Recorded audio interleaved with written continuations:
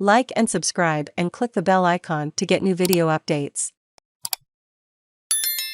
Growing excitement after Watershed trade deal with India by Peter Harcher April 7, 2022, 5.00 Save login, register or subscribe to save articles for later. Share normal text size, larger text size, very large text size 25. View all comments. India's trust in China has collapsed as its confidence in Australia soared, enabling a watershed trade deal between Canberra and the rising economic power, according to an Indian cabinet minister. Indian companies are feeling a new excitement about Australia as a result, said Minister for Commerce and Industry Piyush Goyal, who is heading a delegation of 58 Indian business leaders to Australia this week. Trade Minister Dan Tehan and Indian counterpart Piyush Goyal during earlier negotiations on an interim free trade deal. In the past, when we talked to business people about going to Australia, there would be a lot of ifs and buts, there would be a lot of excuses, so they could avoid the trip, he said. This is the biggest delegation from India to Australia and we put it together in 36 hours. Two-way trade would double in 5 years, and the trade deal would be expanded, he predicted. Excitement about growing relations with Australia is palpable. Mr. Goyal signalled no change in India's controversial policy of continuing to trade with Russia as usual, despite Moscow's illegal invasion of Ukraine. Delhi is dependent on Moscow for energy and weapons.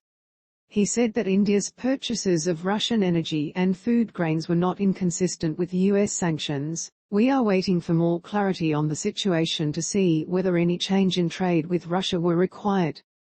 The Morrison government has said that India's position is not an issue for Australia.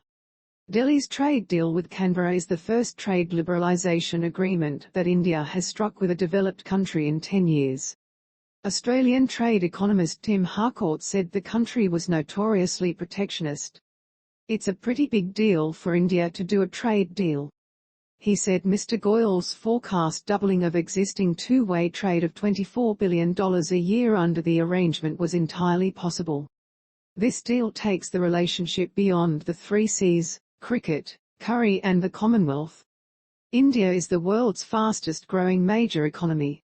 Prime Ministers Scott Morrison and Narendra Modi witnessed the signing of the deal by video link on Saturday. Negotiations began a decade ago but were brought to a rapid conclusion in the past 6 months. Mr. Goyal said the two leaders had struck a chord with each other. By signing a strategic agreement, they had put a new foundation of trust into the relationship. National Farmers Federation Chief Executive Tony Maha said the deal provides another option for Australian farmers after the harm of China's punitive trade boycotts. It was limited in scope to include wool, wine and horticulture but not dairy, rice or red meat, but we are glad the door is ajar. We will take any agreement with a country with nearly 2 billion people and a growing middle class. Mr. Goyal said China's conduct in border skirmishes with India in 2020 had forced Delhi to take a very cautious and concerned attitude to Beijing. And on the trade front we do not get fair market access and our business people do not get reciprocal opportunity as we provide to Chinese businesses. Until we see some significant steps to improving the geopolitical situation on the one hand, its behavior at the border is unacceptable to us. And until we see their commerce becoming more transparent and fair opportunity provided to Indian businesses, I do see that it will not be a very great economic relationship. He said India offered vast potential to Australian firms. We have 1.35 billion people aspiring to have better quality of life. The developed world has concerns about where future growth will come from, he said. In India, we have 1 billion people going to buy their first car, 1 billion people looking to be first homeowners, 1 billion people looking to travel outside the country, probably for the first time. The Economic Cooperation and Trade Agreement, ECTA, which is also the Hindi word for unity, needs to be ratified by the Australian Parliament after the election before it can take effect.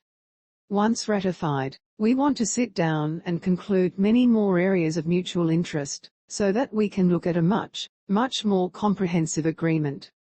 We believe that both countries have a lot to offer. We have set out of work on what we can do on sustainability, We have a lot of work to do on the digital world. The deal would immediately eliminate tariffs from 85% of line items among Australian exports to India, and 96% of India's exports to Australia. Among many more areas of people-to-people exchange, the deal is intended to bring more yoga,